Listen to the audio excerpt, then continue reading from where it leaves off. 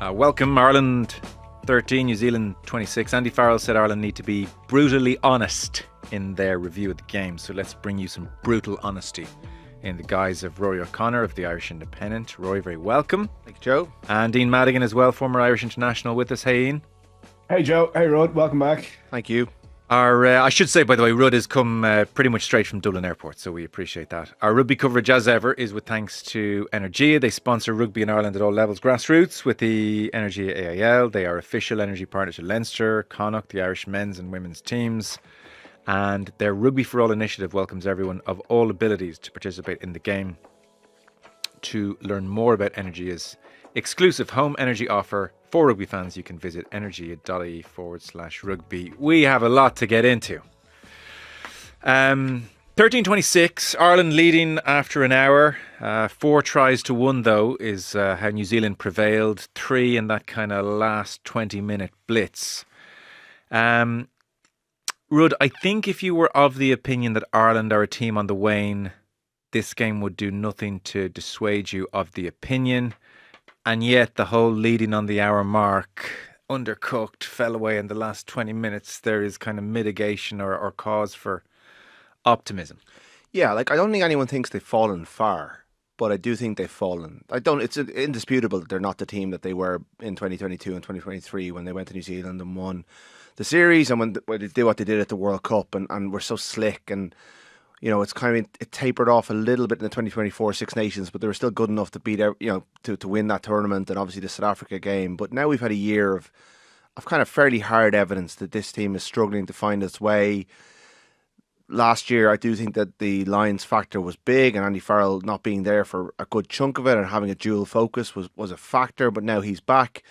So I guess the hope is that this is the bounce, or this is the bottom of the curve, and that with Farrell back in harness, the performances will now improve exponentially and all the way to 2027. But we need to see some evidence of that. And on Saturday, I thought was a little bit more of the same. A team that's very competitive, well in the game for 60 minutes, but lacking the kind of guile that they used to have. Still issues at 10, issues at line-out, issues with confidence and belief, and blown away in the final quarter. And we've seen that movie before as well. So, as I say, still a very good team and well able to go toe-to-toe with the All Blacks. And on a different day, a couple of offloads stick, and it's the All Blacks who kind of fall to pieces because their confidence was brittle going into the game. But ultimately, it was Ireland, and it's another fairly big defeat. I know the scoreline isn't huge, but there were one disallowed, ropey enough disallowed try at the end away from a big scoreline as it was. So, yeah, I think there's reason to be concerned, but I think we have to pause the alarm until the full block of this window because it's so early in the season, and I think you would hope, even though last year it didn't happen, that they will get it better and better as this window goes on and learn the lessons as it goes. Ian, your big takeaway before we get into specifics? I said Ireland could win if we did well in certain areas, and we didn't do well enough in those areas. The kick contestables was one area that we just didn't get enough out of, and I think we're going to go into that a bit later on. I think it was a reasonably poor New Zealand performance. They managed to put together one good passage of play in the first half. They get 7 points from it. We'd largely dominated the first 60 minutes, and to be only 13-7 up, and then on 61 minutes to suddenly be 14-13 down, having dominated the first 60 minutes, it's very deflating. And we let New Zealand off the hook on too many occasions. And when you're watching it live, you don't think that they're big moments because you then glance up at the scoreboard and go, oh no, we're okay. We've only turned the ball over in their half. But we didn't apply sustained pressure. And we, as Andy Farrell said after the game, we didn't get the scores on the board. And the old adage of you don't give a sucker a chance. If you get the opportunity to kill the opposition, you've got to take it. And we left New Zealand in the game for too long. And then full credit to New Zealand. They played well in that final quarter. It's interesting, the other areas that you could talk about and kind of dive into. I thought McCluskey played well for the 60 odd minutes, or I think it was 50 odd minutes that he was on. And the added dimension that he offers with his offloading game is something that I think other players need to grow that into their game. With how the breakdown laws have gone, keeping that ball alive, not allowing defenses get set, is really important, and he definitely adds that at number 12. So yeah, look, it was disappointing. Like, of the last 11 games that these two teams have played against each other, it was probably the poorest quality of those 11 games, and it was certainly the poorest that New Zealand had played alongside ourselves. So it wasn't a high quality game of rugby. Well, we can dive into any number of those areas. Why don't we start with the point you made about contestables? Because not least since the escort law has changed, Ian, you've been making the point the game is going to change with it. And we saw that with England against Australia. They have now morphed into just a kicking contestable machine. So rugby is moving that way. It's grim, in my opinion. That's a different conversation, but that is the way rugby is moving. We're in an era of long throw-ins in football, and the kicking game is rife in rugby. So I don't know what's happening, but it's where we're going. So you saw something very interesting in the standard of Ireland's kicking game, contestables in particular, between Crowley versus Gibson Park. So talk to us. Yeah, and you mentioned it there about England doubling down on it. And I know we don't want to see kick tennis, but this is slightly different to kick tennis. Kick tennis is more kicking long to each other, hoping that the opposition makes a mistake or puts in, a poor kick or kicks it out in the full, and then that gives you a set piece in their half. The kicking contestable is different because when you win an oncoming kick, it's arguably the best platform to attack from in the game now, because you're attacking against a retreating defense. The backfield has lost its shape. Your team are coming onto the ball, and that should be a really exciting opportunity for a team to attack. And England have just completely doubled down in that area. They've Mitchell at 9, Ford at 10, two brilliant kickers of the ball, and then Roebuck in particular down the right wing, Feiwa Boso on the left, who just get up and either win the ball, create breaking ball, or else they're really physical. And there's a huge amount of detail that goes into that behind just the winger chasing really hard and doing what they can. Like, England are getting their best poachers directly in behind the winger. So if they're not getting up, creating breaking ball or winning it, they're getting a dominant tackle, and then you've got the likes of Earl coming in and poaching the ball. So like they're investing a huge amount of their training time in this. Ireland had that as part of their strategy at the weekend. Gibson Park has put up 5 contestable kicks. Okay, so this is separate to his exit kicks or long kicks. This is specifically for contestable for our wingers to get up and compete. Of those 5 kicks, 5 are all contestable. Our winger can get up and compete for every one of them. Crowley, on the other hand, puts up 6 contestable kicks, and only 2 were completable for the winger. Of the 5 that Gibson Park puts up, we win back 3, and that provided us with a really good foothold in the New Zealand half, and we got points from those from winning those contestables. Crowley's high kicks were largely travelling too far. So again, you're watching the game going, it doesn't have a massive impact on, but it's not giving us the opportunity that we could have just outside the New Zealand 22 or in their area of the half. So what I will also say is he's actually kicked the ball really well. So there's an independent stats company that I lean on called Match Sense, and they independently review every kick. And in the 3 games that Crowley had played leading into this New Zealand one, 83% of his kicks were either above average or average. So very high standard. In the game against New Zealand, only 15% were above average, 46% were average, and 31% were poor. Whereas in the 3 games previously, only 7% were poor.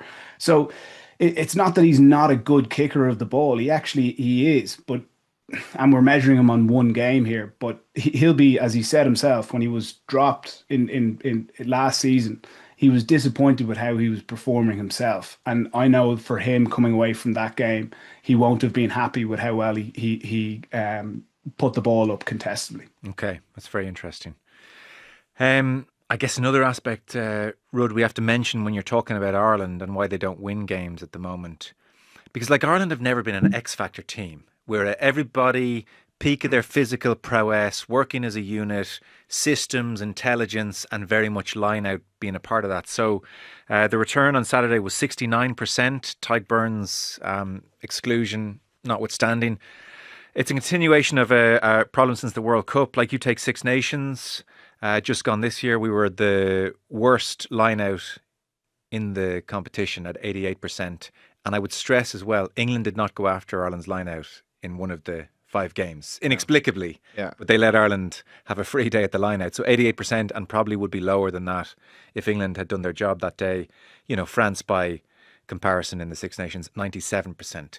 So undercooked, overcooked, beautifully cooked, Goldilocks, line-out's a problem, continuing problem, and they can't seem to crack it. So, you know, straight away when that happens in the match, and you're at the stadium, I'm sure you felt it, watching the TV studio, there's sense of, oh, not this again. Like the first line-out, they just don't get off the ground. Don't Like, jump, Ryan Baird yeah. gets into the position and they're ready to lift him and he never goes. I don't know whether it was timing, whether it was a missed call. It certainly didn't look like a missed lift, but it was a missed moment, and it set the tone. Albeit after that, it was really New Zealand hunting them, and you know, good analysis by New Zealand to know that they can go after this, and they read Ireland's intentions. I felt their line-out was a little overcomplicated at times. There was a lot of moving parts.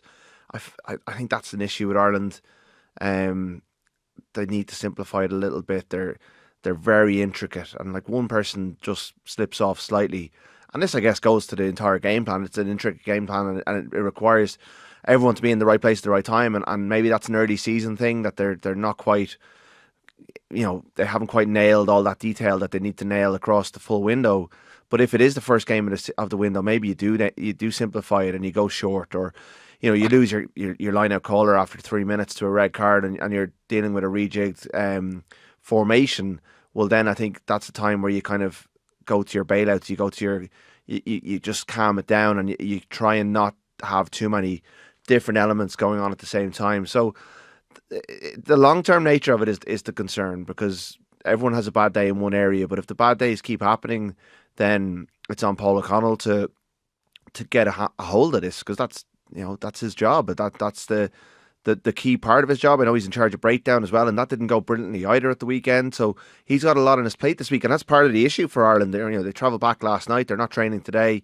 I know it's only Japan on Saturday, and I say only Japan. I mean, they ran Australia close when they changed things a couple of weeks ago, and Japan won't necessarily be brilliant in that area, but they have brought in a couple of forwards from New Zealand and South Africa who will help them in that area. So Eddie Jones is a smart coach. He'll go after them this weekend, and Joe Schmidt will go after them in 2 weeks' time, and for sure that Rassie Erasmus and the array of incredible second row forwards he has will go after them in 3 weeks' time, because everyone knows that's how you go after Ireland. And what compounds it is that they're so bad on transition and counter-attack ball. They're not set up for what Ian's talking about. When the ball does break to one of them, they don't know what to do. And Andrew Goodman spoke to a New Zealand podcast before last week, talking about how they really need to work on their work in transitions, that chaos stuff that Stuart Lancaster used to talk about.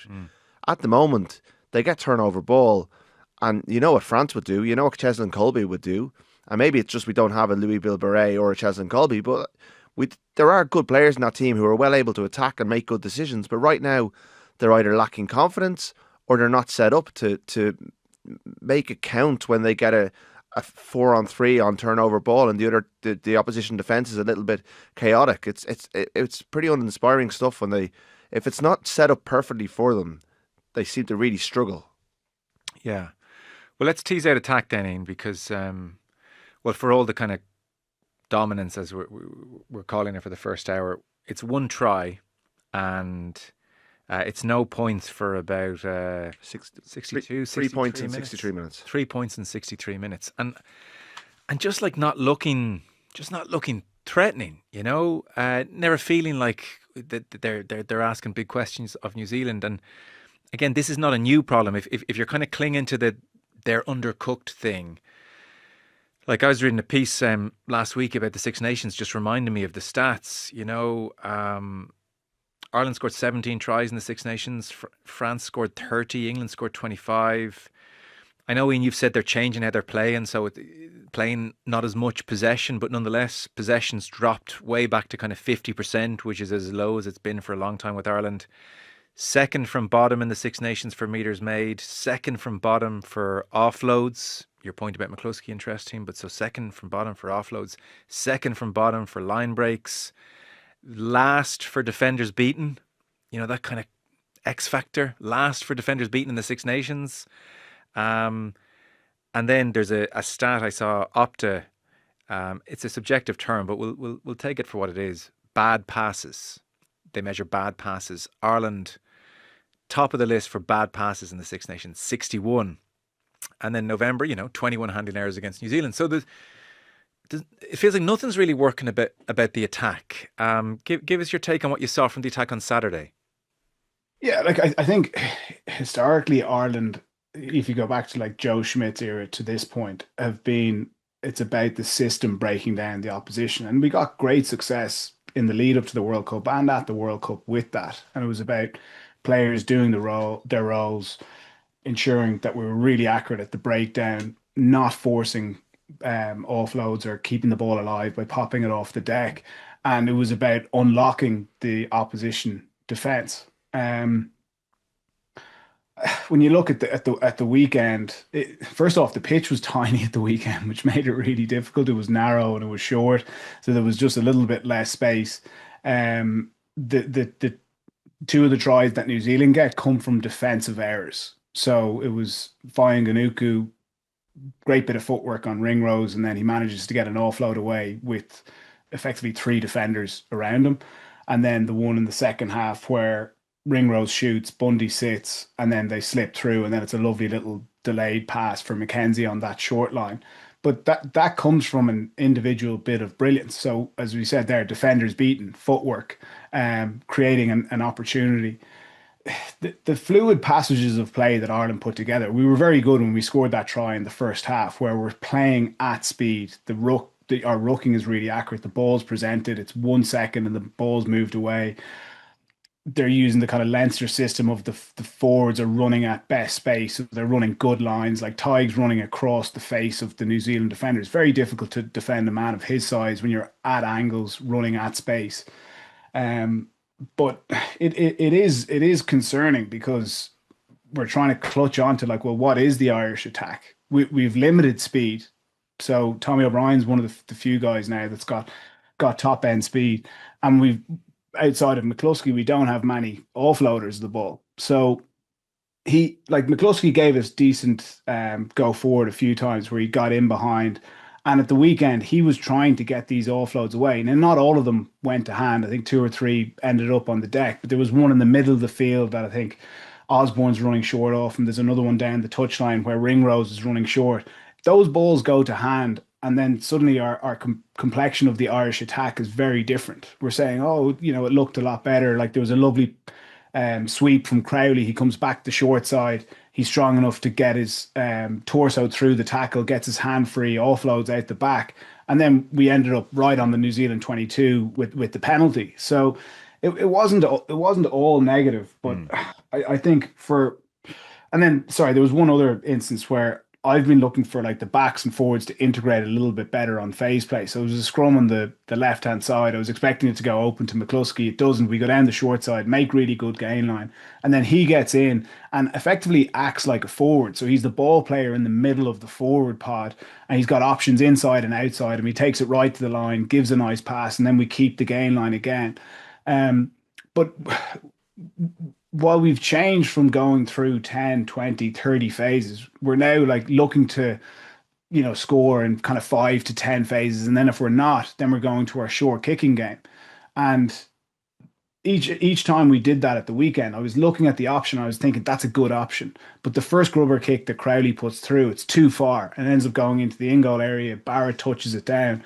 And then where we've had so much success off goal line restarts and 22 restarts, we didn't make the most of it. The next play starts with, a line out back in our own half. The next grubber kick, in fairness to Jordan, he does really well. He reads it and gets back, and he gets a good clearance kick away. And then the one that was a bit of a killer was when Crowley chips the ball for Tommy O'Brien, and we get really close to get winning that ball in the air. So like there are 3 really good attacking opportunities where we've actually played really well to get into that position, they're beginning to look a little bit ragged in the frontline defense. Their backfield cover is a bit disjointed. Those kicks are on, and if they are executed and we regather it, they're probably resulting in tries. But we're only measuring three of them from one game. And that's where, if you measure, the success that Munster have had from that short kicking game so far this season, they're getting probably 30-40% of those kicks back. We just didn't get our hands on those at the weekend. And again, that changes the complexion that we have on the Irish attack. So it's I'm not overly concerned about it. It's closer to clicking than we might think. Okay. Do you feel it is as well? I'm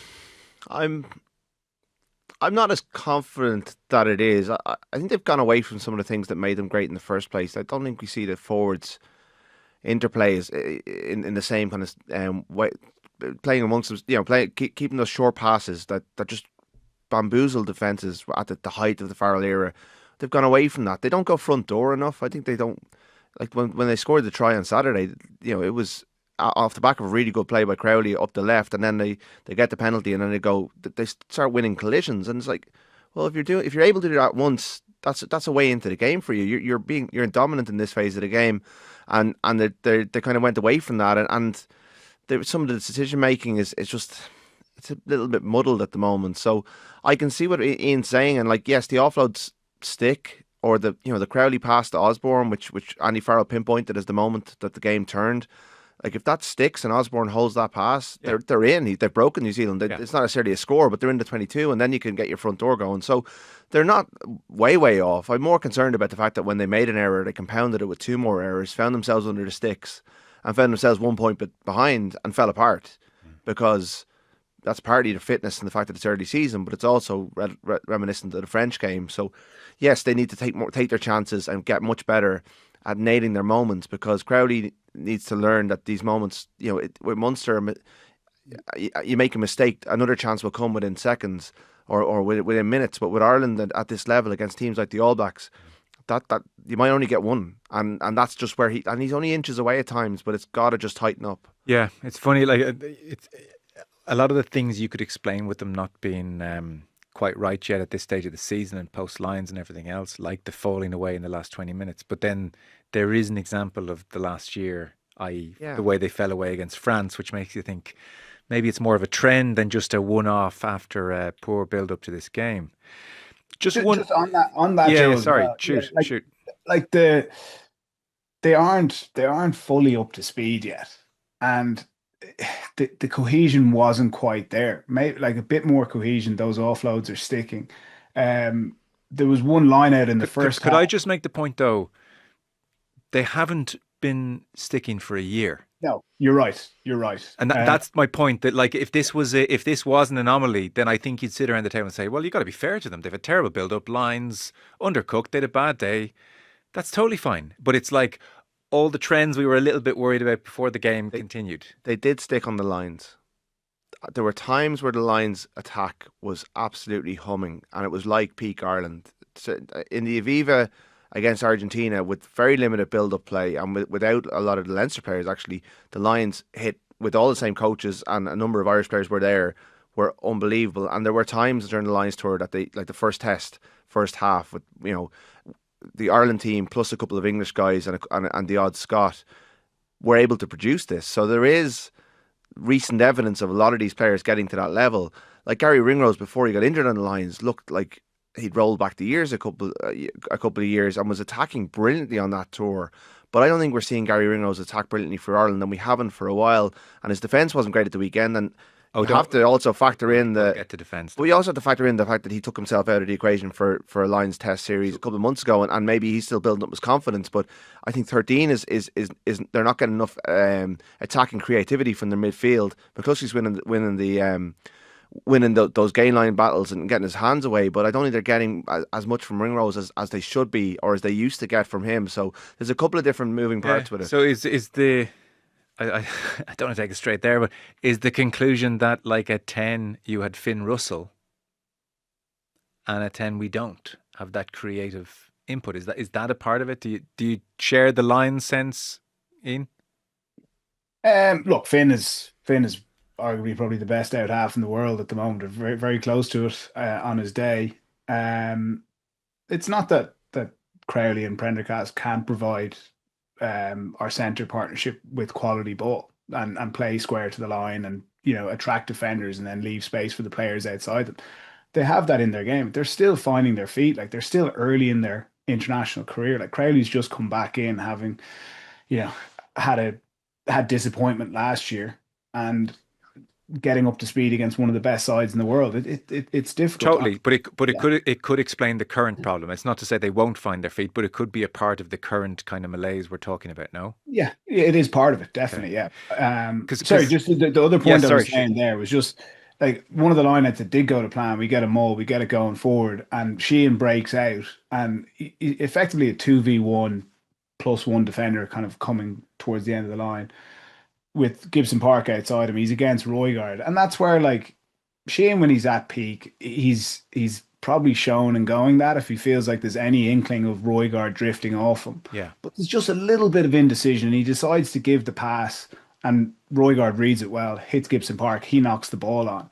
Like Sheehan shows and goes there, and he makes 5-10 meters, gets an offload away. Again, it's changing the attack, but his instincts probably aren't as sharp as they were on the Lions tour. So he's beginning to kind of get himself tuned up. But it was multiple frustrations like that. But it was actually very hard to pinpoint one particular thing, yeah, like what you're saying. yeah. I look. These are complicated pictures. Just one last one then on the attack because there's loads more to get into. My memory of when it was really humming was that all the former players and people like yourself, Rud, seeing the game really well, would make the point about Ireland at their best that 9 or 10 had ball or whoever had the ball, and there was like, three options. Almost like there's three options for ball carrier, and they'd often pick the right one. And, Josh van der Fleer go through a hole and they're off. Just this kind of threat. And I remember people saying things like, it's just so hard to defend against because there's always three options. And if you try and close down one, then they pick the other. And if you pick the other, they pick the other one. And, this kind of like, it's almost unstoppable at times was how it was presented because the shape was so good. So to your eye, Ian, the shape on Saturday, is that as good as it has been and we're just not taking the right option, or is the shape gone a little bit awry too? The shape's not as good as it was, but what will make the shape look considerably better is if you are winning the physical contest. And if you have the likes of Joe McCarthy, Sheehan, Doris bulldozing the opposition and getting 3, 4, 5 meters really fast ruck ball, suddenly your shape looks really good. As an out half, you can just play inside, outside options, someone running out the back of you if they get short, Yeah. and the game becomes really simple. If you're getting 3, 4, 5 second ruck and you're just going side to side around the where the gain line is, your defense is going to, or your attack is going to look pedestrian. And both sides did at the weekend. I wasn't impressed with large parts of the New Zealand attack either. Yeah. Okay. So defence, what did you make of it in general terms? How did it feel at the stadium, Ruth? Well, I thought they scrambled really well for the first hour. Like there was some dominant tackles. Tommy O'Brien put in one, and Ringrose absolutely melted Bowden Barrett, who they really went after Bowden Barrett. I'm not saying Tadhg Beirne's high shot was part of that approach. That to me was more accidental, but there was certainly a focus on getting up in their faces, making good tackles, and it fell apart really in the end because of some bad reads, and that again could be an early season just lack of rhythm, but it began to look very ragged as it went on, and we do have to make that allowance. I think it has to be part of the conversation that they were very rusty, and that's and it was a bit disjointed as well across the day. But in terms of with the red card and different things going on, but yeah, New Zealand once they got into their flow, because I was sitting beside a New Zealand Herald journalist for the game, and he had his head in his hands for the first 55 minutes, just shaking his head with all the errors. The counterpoint, I guess, is that had those passes stuck, and if New Zealand had been more accurate, because they were getting around Ireland, and just the final pass wasn't just good enough to break Ireland. It wasn't necessarily something Ireland were doing. That Ireland could have been in trouble much earlier, but they weren't. They were putting good pressure on, and were largely comfortable out of possession, I thought, apart from the first try, the Surveyor try, which was with 14 men. And New Zealand are always going to score a couple of tries. That's why 13 points is never going to be enough against them.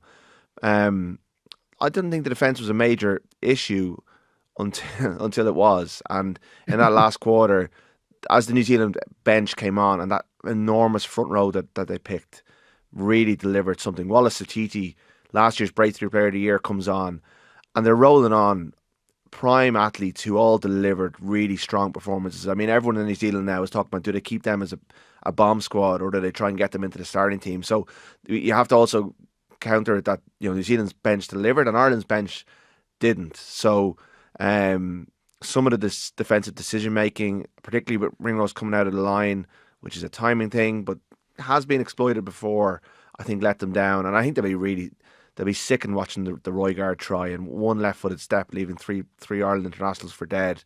That's so soft. I think they'll be unhappy with the calibre of try that they conceded, albeit some of the individual play from the New Zealand players, like Fainga'anuku came in and was just outstanding. And unfortunately, there's no one like the players I'm mentioning. There's no one like that in Irish rugby that's got, that's lurking around the provinces that we can just pull in and infuse onto the Irish bench. It has to come from within the system, but it's frightening when they do get going, and it just shows the potential that's there if Robertson can harness it. There's nothing like them when they click, even for all of South Africa's brilliance. And South Africa pretty scary when they click. There's nothing like it. The Boks are getting there.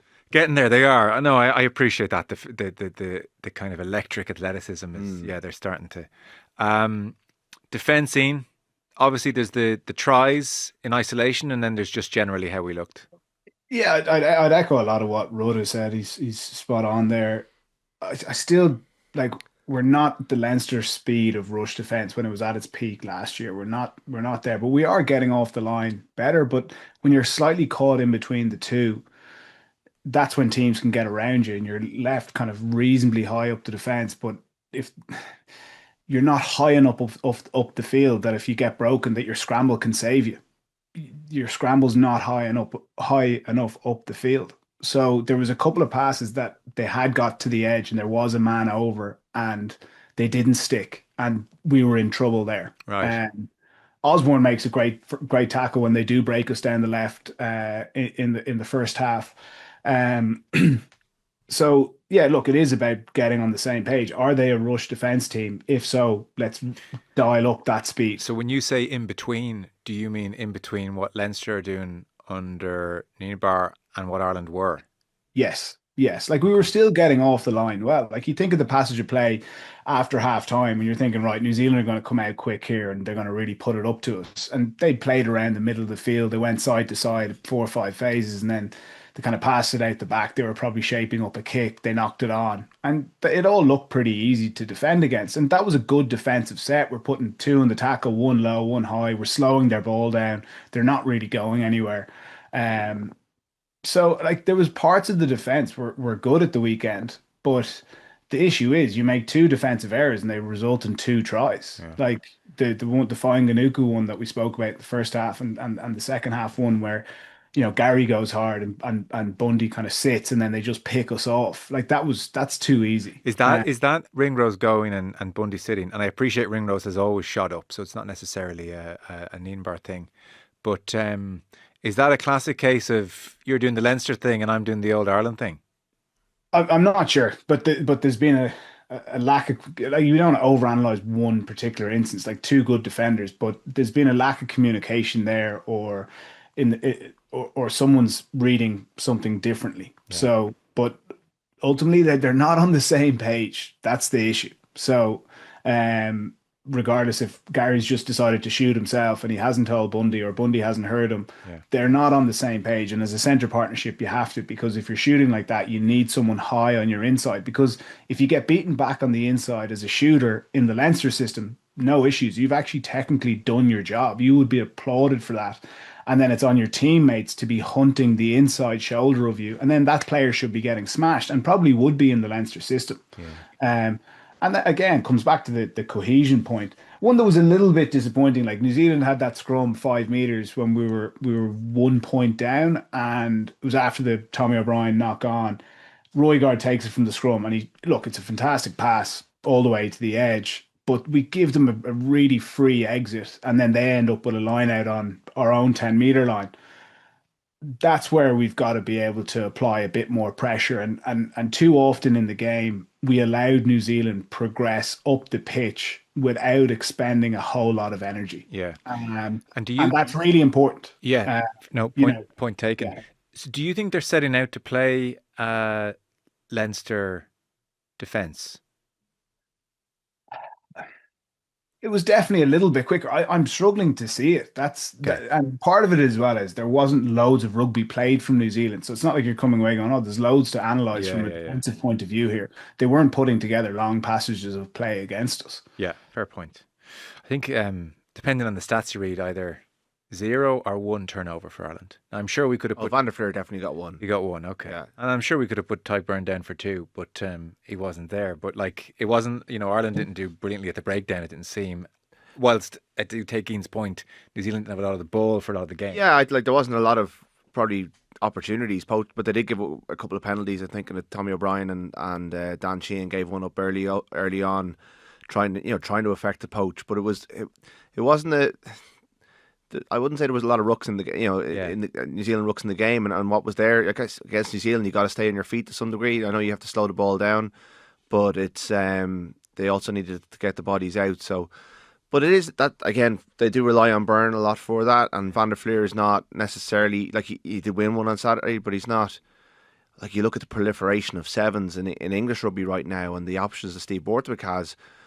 Ireland really don't have any competition for Josh Van der Fleer, and there's no out and out like Nick Timoney could potentially come in against Japan this weekend, but there's no like groundhog 7 coming through the system right now who's winning turnovers for the provinces and really tearing it up, and it's an issue in a couple of different areas that these players who are established and brilliant and have done so much, but there's no young gun coming up and really pushing them and forcing them to up their own game at 32 or 33 or whatever age they're at now. So I do think I'm not saying they're comfortable, but I do think they could be made they could be made more uncomfortable if a couple of players came through like. And I do think there is a need for some freshness in that team. And say Osborne, I think Ireland are robbing Peter to pay Paul by playing him a fullback because I think they need to get him into the midfield. He's the best young midfielder in Ireland, and he has the potential to offer what McCluskey has, but probably with a bit more pace, maybe more of a passing game. Or even he could play a 13 and offer something different to what Ringrose brings. But at the moment, they're having to play him a fullback. I think maybe it's time to give Stockdale a go, fullback, get Osborne into the midfield and freshen it up a bit. I'm not writing any of the midfielders who are over 30 off, but there's no harm for them to get a rocket and a bit of a fright that there's a new kid on the block, but also a chance to get him reps in the jersey. And I think Farrell needs to be a bit bolder. Like the McCluskey selection paid off. And I know it's a 33-year-old midfielder, but it was a big call and it paid off. And he should go. I think you should be looking at that going, okay, he was in form. I picked him. He played well. Who else is in this squad that I could get into this team? Because it needs a bit of life and a bit of freshness and a bit of renewal. Yeah. Not to go too far down that tangent, would you echo that, Ian? We need freshness in, or, you can be honest about it. Are you not seeing anyone necessarily knocking down the door? The issue is twofold. The chasing pack haven't exactly put their hand up for various different reasons without going into individuals. And Yeah. that comes down to the overall depth that Ireland has versus South Africa and France, who have the deepest squads in world rugby, in my opinion. But focusing specifically on this week, I'd like to see a very fresh team going out. And the two key positions that I'd be looking to build depth in this week would be number 7 and number 13. Like Gary's our only real out and out 13. So why don't give someone a crack and maybe go a bit left field there? Someone like, I'm not saying Jacob Stockdale's the 13, but he's got speed. He's a big, powerful guy. Why wouldn't you give him a shot there and look and go, well, maybe he can do a job there. We've got to uncover someone who's got the speed to play in that position. Okay. And maybe there isn't. Maybe they're just lads. not If we're at throw Stockdale in there, who doesn't play No, there I'm not saying- and won't yeah. play for his club, but I take the point. But if that's where we are, that almost exemplifies the problem here. Well, Fainga'anuku's playing at 13 for the All Blacks. I know he's an incredible athlete, but he was a winger for the most of his All Black career. He went to Toulon, played a bit in the midfield, and suddenly he's the outstanding player for the last 20 minutes of a game against Ireland. So other countries, South Africa are moving people around their back line all the time, and I am criticising them playing Osborne at 15 when he should be in the midfield, but at least he's getting international reps at 15. Yeah. And Damien Valemsa is now one of the best centres in the world, but he won a World Cup at 15. These players are adaptable, but the problem is they're such slaves to the system that if they only know the system in one position, then it's going to be hard for them to, in the space of a week, to become a 13. Like Tom Farrell's worth a look this week. I think he's done enough in the Munster jersey to get a look. But the argument against rotation, which I think we need to rotate and get players opportunities this week, is that they're completely undercooked, have 2 massive games at the end of this window, and loads of them look like they need game time. And I'd say Andy Farrell is sorely tempted to throw Ringrose in again, Andrew Porter, Dan Sheehan, get Caelan Doris to start, who will make a big difference to the team when he, like, that first contact he had on Saturday. Wow, that was a statement. Even Van der Fleer. Like, there are players in that squad who need games, and this is also a chance for them to get out and maybe put a bit of a score on South Africa and on Japan. That's a different matter. But a Japan team that just lost heavily to South Africa, and build confidence. And it's a team that looks like it needs a bit of confidence. I don't know, it might be false confidence in a game like that, but there's an argument against change. I'm actually for change. I'm just making the argument that you could roll out a lot of them again this week because they need games. Yeah. And if you take them all out of the equation this week, then are they going to be undercooked again against Australia? Not that Australia looked particularly good at the weekend. Yeah. I'd echo that as well. And I agree with Rudd on Osborne's best position long term. I'd agree with it being in the centre. And maybe he can get a go at 13 this week. I think Crowley could. Why wouldn't you start Crowley again? And if he doesn't play well, maybe Prendergast gets a go in one of the last 2 games. But I think he won't be overly tired from the weekend, and I'd say he's chomping at the bit to go again, and he's probably deserved another opportunity straight away. Well, I wouldn't say Prendergast put his best foot forward, did he, when he came on? No, certainly not, and he'll know that himself. I was that guy many a time where you're coming on for 10, 15 minutes and you're only judged on a small number of involvements. And when you do them well, you get the plaudits, and when they don't go your way, they're not washed in with another 50, 60, 70 involvements, as they quite often are over 80 minutes. But he's come on and he's forced things. There was an over-the-top pass that he went for that, in my view, I don't think it's on anyway, even if he executes it. There wasn't enough space for the pass to get over the top to our winger. And then there's another set piece play. The ball ends up on the ground. Whose fault is that? We don't know. But ultimately, as an out half, it's your job to get that cohesion right when you do get your small number of reps during the week. So look, it wasn't the easiest time to come into a game, and it's probably slipping away from us. But he certainly didn't do his case much favour. I didn't want to start with it because it would suggest we were saying it was the reason Ireland lost the game. But obviously the Tadhg Beirne red card has an effect on a lot. It has an effect on the line-out, you would think, albeit James Ryan, Henderson, Baird, it still should have been better. Caelan Doris plays many more minutes than I suspect was the plan. Ireland fall away last 20. It's hard not to feel it had some kind of effect on the game. You were in the stadium where it was a mess, and it'll bring us to the spectacle as a whole in a second, Rudd. But Ian, your kind of professional opinion on the Beirne decision? Yeah, I'll tell you what, it was a nightmare doing it on commentary, because it's not something that we've seen loads of before. Like, it's not like, oh, this is going to be clear cut. There's loads of force behind this. It was a coming together of 2 players. Barrett is not expecting to get the ball. I actually think he says that after the game. Sheehan was arguing that the pass to him was forward, which I think it was. It was very hard to see on the angle. The camera angles weren't great. What I would say as a critical point to Tadhg, it is clumsy, okay? And once you put your arm across yourself, tucking the arm or tucking the shoulder, depending on what terminology you use, it's not going to be looked upon favourably by the referee. And because he's a big, strong guy, he kind of just really stands his ground, but Barrett's head goes back. It doesn't look great. But my initial reaction was, look, there's head contact here. This is it's going to be a penalty. It might be a yellow card.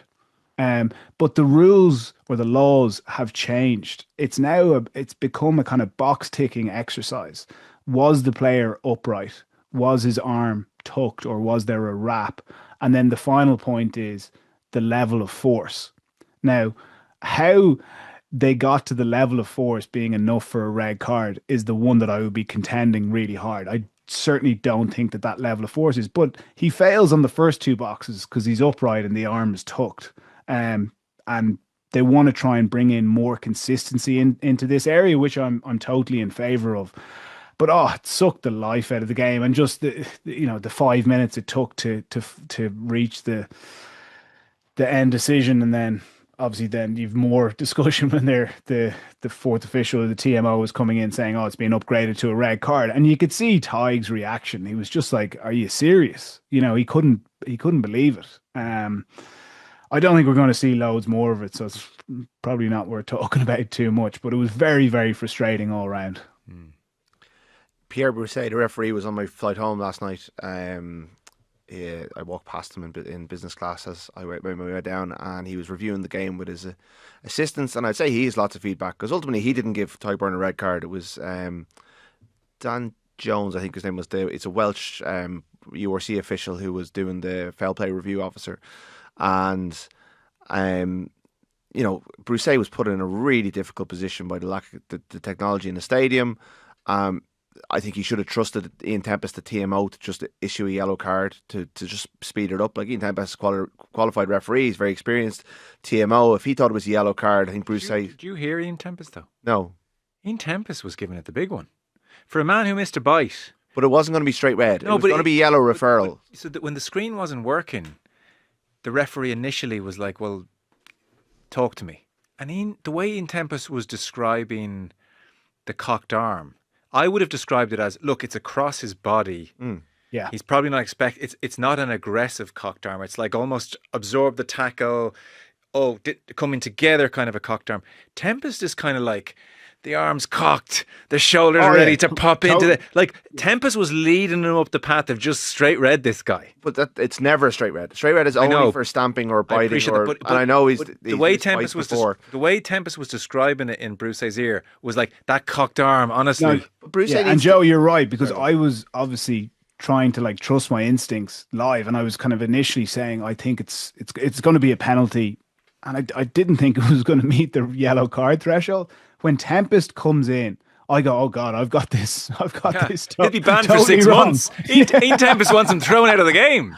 Well, and you're right, yeah. But I'd say Tempest would have been involved in the discussion with Dan Jones. I'm not too sure how that fully works as a system, but he was very forthright in what he was saying, and he was. The boxes had been ticked for for him. And look, if he's watching, he's entitled to his view. He's given his opinion. That's what he's there to do. Absolutely no problems. But just to let you know, Ian Tempest in Bruce's ear, he was being primed for it. This is very. Well, serious. I think just in terms of speeding up the process, Bruce should have said, "Okay, tempo," as they all call him. I'll give a yellow card. You guys figure out whether it's a yellow or a red. Correct. Do it across. Correct. We speed it up. We get the decision done. Now, the decision that they reached, in my opinion, is the wrong decision. Bowden Barrett, I thought it was yellow. And Bowden Barrett has come out. No, he didn't. He waited till after match to come out in defence of Tadhg Beirne, but he very magnanimously said he'll go to bat for him in the disciplinary hearing this week, and I would expect him to get off. I can't see him getting a ban for it. It was. Is it a defence of Byrne that he wasn't expecting Barrett to get the ball, therefore he wasn't expecting the contact? That is a defence. That's a mitigation. Like the ball, also the forward pass. Should you not be expecting deception, and so things you mightn't be expecting to happen? Therefore, your body position needs to be right. No. Well, also it was a forward pass. Byrne couldn't have judged that in that moment. No, but he's not expecting Barrett to get the ball because Barrett's in front of the ball carrier, so he's almost moving on. Off. Okay, he does have his arm tucked, and he does. There's a slight move forward, but it's not enough. To say it was maximum force or whatever terminology they used. Is a stretch, and it never looked really red. Like it was yellow. You got to, and also watching it back this morning. The initial moment when you see it happen in real time, it's a bit of a nothing incident. It's only when you slow it down and you hone in on it and you show it on TV about 100 times because you're waiting for them to get it up onto the big screen in the stadium. It gets worse and worse. And while we in the stadium and Pierre Brousset are not seeing all those replays, well, the foul play review officer has now seen it 100 times and can convince himself of anything at that stage. Yeah, and that can happen. It's human. That's true. In your subconscious, you tend to see the most serious incidents in a game a lot. Whereas the reason we were seeing this incident a lot is because the technology wasn't working, so we'd nothing else to show.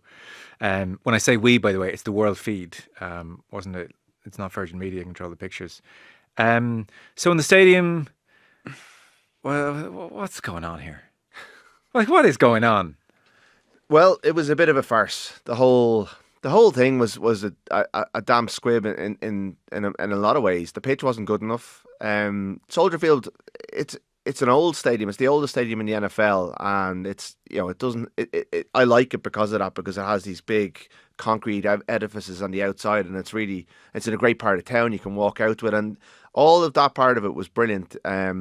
But inside the stadium, like having been at an ice hockey game during the week and watched US sports all week and how they do it, and talking to people who went to see the Bulls, and you know people who went to the NFL. Like Kevin Potts was talking on Friday, the RFU CEO, what we can learn from the NFL event at Croke Park, and how brilliant the game day experience was. Well, they took rugby to America, and the game day experience was really, really underwhelming. And like there was the technical issue with the stadium big screen was they don't take the world feed. They have their own internal camera system because they want to show fans on the big screen. So when there's a break and play in US sports, they have an MC, the fans are all waving, and that brings the atmosphere. So when it's like a Coldplay concert out there. Yeah, but Pierre Brisset looks up the screen and all the fans are waving back at him because they're not getting the replays, they're getting the internal thing. They fixed it as the game went on, but that's what the issue was. But there was other stuff. Were any marriages broken up? I mean, like, this is the other issue. Didn't quite get there. Well, but there was other stuff. Like the haka is just about to start, and they're playing Phil Collins over the tannoy. The New Zealand anthem singer got loads of the Maori words wrong, apparently. So also, he was waiting a long time for it even to start. It didn't start. The music didn't start. Yeah. Half time was like Clonus. There was a marching band. It wasn't that kind of glitz and glamour that you'd expect at a US sports game. They had a massive marching band, which is fine, but it was just wasn't quite the full on thing. But the pitch was a major issue. It was narrow, but it was also, I mean, I'd say it was very conceivable that it was responsible for both Barrett brothers going off. Something we didn't talk about really earlier, but the disjointed thing that happened in New Zealand. Yeah. And overall, sorry, the queue, I don't know if you've seen the queue for the toilets down below, but it's absolute carnage. People have sent me pictures of it. They ran out of Guinness before the game.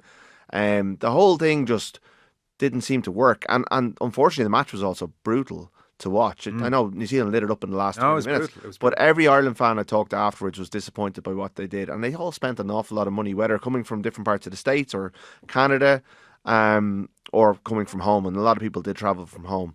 I think Ian was probably, there was just like former internationals everywhere. Like it was just a big gathering of Irish people abroad. And we're going to have a game in America for every year until 2031. And a lot of the people who were there on Saturday, I don't think they're going to go back because they didn't enjoy it that much. We had an email into Bits and Bobs, we'll read it out when we record later, but it was making the point, geez, like we fairly rolled out the red carpet for the NFL and made like everything perfect. The same was not afforded here. It was ramshackle. And I wondered with and Ian called it in commentary actually a suspicion of a Satiti knock on for one of the New Zealand tries, and even the ringrose tackle, you know, the head flies back. They weren't really looked at by the referee, and I was wondering, was that them almost not having faith in the technology and not want to create another moment of, oh no, it's not working on the big screen again? Is that why they didn't go back? Like, did it affect the game? I'd be speculating, but I do think that the camera angles that we were getting, and there was a lack of replay. Certainly on the broadcast that I watched the game on, it wasn't the frequency or the knowledge of the sport that you would get from a. And I'm not sure if that's who you may know better than me about who actually puts that package together, but I presume it's a local based production team with some guidance from rugby experts. I saw Bernard Jackman saying it was an American director, certainly. To what extent it was a full American team, I don't know. So we had some problems with the world feed. Like you Six Nations, everything from what time the arrivals pictures will be sent, or the coin toss, or different warm-up shots which are promised, and you know certain players will come through. That's kind of like clockwork. It's a team who do it week in, week out. They know their rugby, the angles of you know, when you want to see if it's a knock on or something's happened, the angles are excellent. You get lots of replays. You'd have to say the TV production on top of the issues in the stadium was poor. And like there's something about Soldier Field, I don't like it actually. I was there in 16, it was great, but like in 16 the shadows on the pitch, and the camera angles, you're so far away, you feel very removed from the action. And then when you throw in the digitally superimposed advertisements all over the pitch, which just look gaudy. They just do. Like they're excessive. It was just a bad production. It was an enormously successful commercial venture. It was the most lucrative test match New Zealand have played since the Lions were there in 2017, and they only got 40% of the revenue. The RFU got 40% of the revenue, akin to what they get from a home game at the Aviva Stadium, and then a private company who put it all together, they took home 20%, I think. Between them, I think they missed a trick in not pulling off a better, like putting more into the event, and they've made off with the cash. But if they want to make off with the cash again next year, they have a lot of convincing to do to get there. And all of those things that you mentioned, the small details that pull off a big event and make it a success, we're missing. The talk is that Ireland will be basically... So World Rugby are going to play internationals involving all teams in America. Ireland have committed to one every year till 2031. They're going to be based either in Chicago or Boston. So we're going to be looking at games maybe at Fenway, maybe at I don't know if you play rugby at Fenway. Maybe it'll be at the Patriots Stadium in Foxborough. Foxborough, yeah. I'm not sure, but we're going back to Soldier Field. It sounds like, so they've got a lot of work to do to get it right. They'll get practice, but the whole thing is the World Cup is there in 2031. And this is all part of building towards that. But, US fans are used to stoppages, but some of the stoppages on Saturday, it was a really bad advertisement for the sport. It was all the worst parts of it. A clunky game. First half was 53 minutes, Yeah. Like if you watch the first 10 minutes of that game as an American fan, giving this thing a chance. And it's not like they're short of options. There's sport on all the time. There's a World Series that night. Like it's just, it's going to be difficult. They don't need to crack a massive portion of the US market. And to be honest, they're not. I'm not sure they care that much about it because they know that. Well, they think that they know that fans will travel, but you're relying on people buying into something that wasn't very good on Saturday, and you don't get a lot of second chances in this with these things. Yeah, I think it's so many travel because 16 was kind of so good. Ian, a lot of points hit on there. You're anywhere you want to jump in on the spectacle that it wasn't? Yeah, like from a commentary perspective, you're used to seeing certain replays, and when a passage of play happens, you're expecting the replay to show a certain thing. And it was just, I was thrown a lot of the time going, oh, they've gone with that as the replay. Right, we'll talk about that. But quite often you're already trying to anticipate it and you're talking about it, and then the footage is shown and you can kind of, it's teed up for you. You can kind of hit it out of the park as such. That wasn't exactly happening. The big frustration, you touched on it there. I'm fairly convinced that TT knocks the ball on. You can't, like on the angle, the only angle that was shown, you can't see it clearly. But I've seen enough of these carries to know, well, where is the ball and what was his reaction and how has it ended up back in his arms, to know that he didn't have control of it. And by process of elimination, I'd be confident in saying that I think he did knock it on. And that was it was a 1 point game at that stage. Was that the try, Rudd, that to get them 8 points ahead? Ireland were 13-7, I think, at that stage. Or sorry, we were still ahead at that point. Oh wait, no, Williams. Yeah, that was the Williams try you're talking about. Yeah. So TT makes the initial carry. Yeah, it was 13-7. So sorry, that was Ireland. to go ahead. Yeah. So we were still up at that point. So it's a huge moment in the game. But to not have, like, the camera angle that they're showing, I don't know, maybe it was on the 22 or the 10 meter line, but it's certainly not a try line camera where you're seeing it level and, the HD we've come accustomed to where you can see everything. The pitch itself, it looked hard as a road when I was watching the players warming up on it.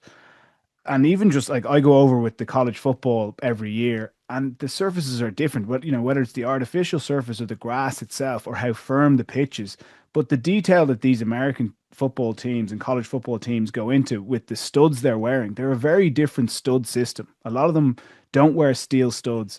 They're nothing as long as the studs that we use in rugby union because of the rucking and scrummaging that we've to do. A lot of the running that they're doing, it's above the ground, and even for the really big guys who are doing the pushing in the front line in NFL, they're not wearing really long studs. And like Barrett's one, that is a huge loss. Geordie Barrett's one, that is a huge loss for New Zealand, and his studs get caught in the ground. Look, you can't say definitively that was the reason he got injured, but that is a huge loss for New Zealand. And the surface was dreadful. And the other big point, the pitch is tiny. right? And how you know a pitch is small in rugby? Obviously, there's certain areas that have to be a certain distance. So 5 meters in from the touchline, 15 meters in from the touchline. The two areas or three areas of variable distance are between the 15-meter lines and the distance from the 22 to the 10-meter line. That can vary from pitch to pitch. And then the other area is the in-goal area. The in-goal area, I think, was about 6 or 7 meters. It was tiny. And if you were standing on the 15-meter line looking at the posts, you're pretty much in front of the posts. And then it was maybe 16 meters from the 22 to the 10-meter line. It mightn't seem like a whole lot, but it actually does make a difference for running rugby. And if Pat Lam, when we were playing at Ashton Gate, if he's getting them to paint the lines 1 yard further out from where the soccer pitch was, he's deeming that it's making enough of a difference for when we were playing a width to width game. So those 3, 4, or 5 meters that were left short, it does affect the product that ends up on the pitch. Fascinating. Yeah. Okay, fellas, can't stay here all day.